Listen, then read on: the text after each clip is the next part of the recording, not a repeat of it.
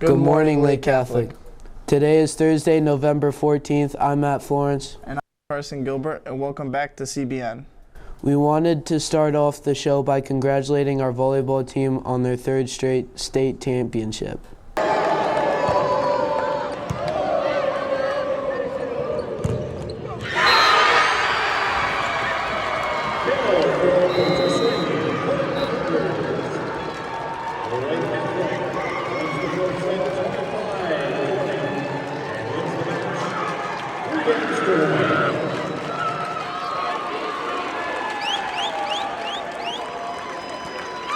By winning this third title in a row, they've become just the fifth volleyball program in the state to accomplish this feat. This is also the volleyball program's fourth title overall, moving it past the football team as the most decorated team in the history of our athletic program. The other title was back in 2010. The Cougars finished the season with 24 wins and 4 losses, with 3 of the losses coming to teams in this year's Division III state semifinals. After the championship match, Coach Connolly Alcantara and the senior captains Julia Oster, Ava Boudries-Rini, and Natalia Bergant spoke with the media and CBN and was there to hear what they had to say. I mean, especially to me, it's special because the first state championship was my sister. So I think we just really wanted to prove to everyone that, we are an amazing team, and we have had a lot of, doubt. People didn't really know if we could do it, but it just means a lot to us. I think it shows how hard we work, and just nice to be able to prove to everyone that, we are Lake Catholic volleyball. I think every girl comes onto a varsity team and wants to win a state championship. I've been coming to Lake Catholic games forever and just watching them play and looking up to them, and I just hope that we're setting that same example for the girls coming. I'm just so proud of us. I mean, we worked so hard this entire season, and we wouldn't get here without obviously Coach and every single player on our team. So. Congratulations to all the girls on your success and accomplishments, and thank you for the day off. For those of you who missed our celebratory assembly on Monday, Nat announced that because of their victory, we will all get school off on Tuesday, January 7th, so we won't be back from Christmas break until January 8th now. Meanwhile, back at school, more than 100 students, faculty, and staff cheered the Cougars on from our watch party.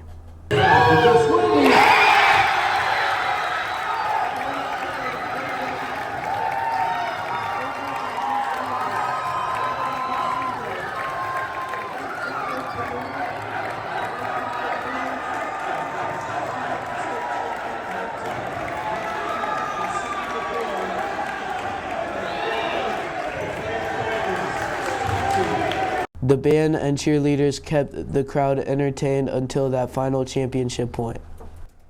This past week was also a big weekend for the admission department.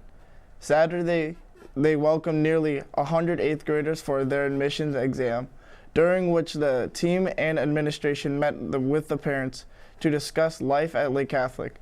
During the parent forum, tuition, scholarships, opportunities, transportation, and much more was discussed. Then, on Sunday, more than 500 people, including more than 100 students, walked the halls for the fall open house. Miss Bretz, who has worked at Lake Catholic for over 10 years, said this was the largest single-day admissions event she can remember.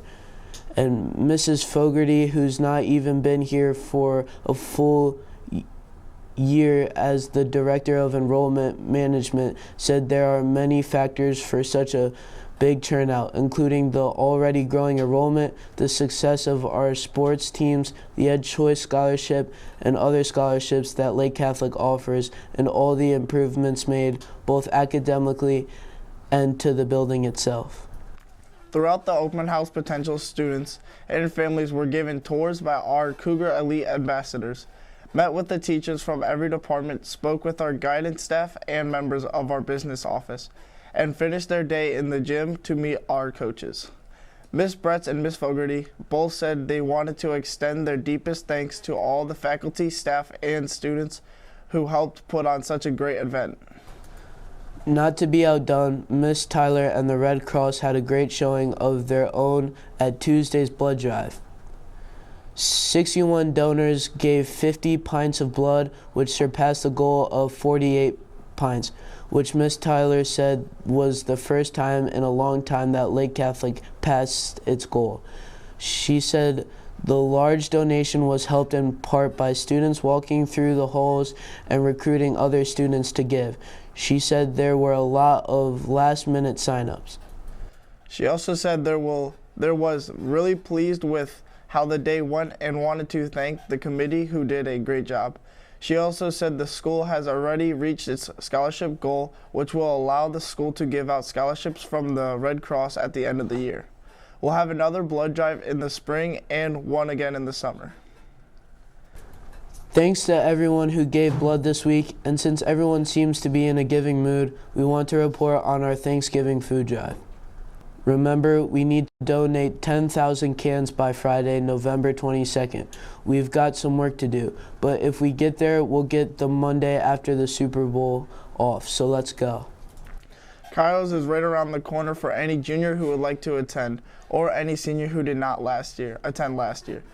Girls Carol will be January 14th to 16th. The boys will have two options, either February 4th to 6th or April 1 to 3rd. Maya Davis spoke with Ms. Foster about the retreats and sign-up information. So, if you're interested in coming and you want to sign up for this retreat, probably sometime within the next day or two of you watching this, you'll get a registration email from me with a link. We're going to do sign-ups online, so you'll be able to go right online and kind of submit the information. You can pay for this retreat right there too. I think ours costs about $220. Most of that is to stay, the cost of the place where we go, to be able to stay there, for them to feed us, for some of the materials. But there's of course scholarship opportunities for this, so I don't want anybody to feel like money is a deal breaker to be able to be a part of this retreat. So please come and see me if you want to come on Kairos, and the fee seems like would put that retreat out of reach. Please come and talk to me about it, so that we can work it out and make sure to make it work. The deadline to register for the boys and girls, the first boys retreat and the girls retreat, will be probably before Christmas break. It'll be probably that last week of school, so that's important to remember, right? That I can take, because of some of the logistics and organizing and stuff that we need to do. We can't add anybody after the retreat deadline, so make sure if this is something that you want to do, and all of those specific days will be in the email. But if this is something you want to do, to make sure that you get registered by before the deadline. As a reminder, don't forget to check out the Campus Ministry podcast, The Spirit of Lake Catholic, which is a short podcast on which Father Joshua and Mrs. Foster talk with the students, faculty, staff, and community members about faith and practice and the goings on at Lake Catholic. Last week's episode was about the importance of service and some ways that we can serve, and the opportunity we have to help many people in need through our Thanksgiving food drive. All the episodes can be found on the Spirit of Lake Catholic page of the school website. Now let's check in with Jimmy Medin to see what else is going on in sports.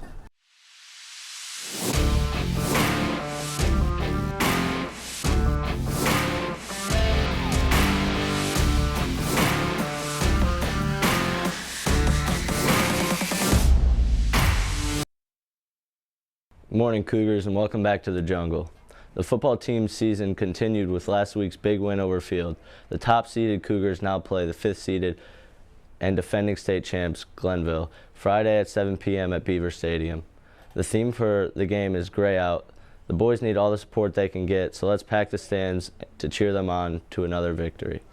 Yesterday after school, 4 of our fall student athletes signed their national letters of intent to continue both their education and playing careers in college. Congratulations to Natalia Brigant, who will play volleyball at Nova Southeastern University, which is just outside of Miami, Florida.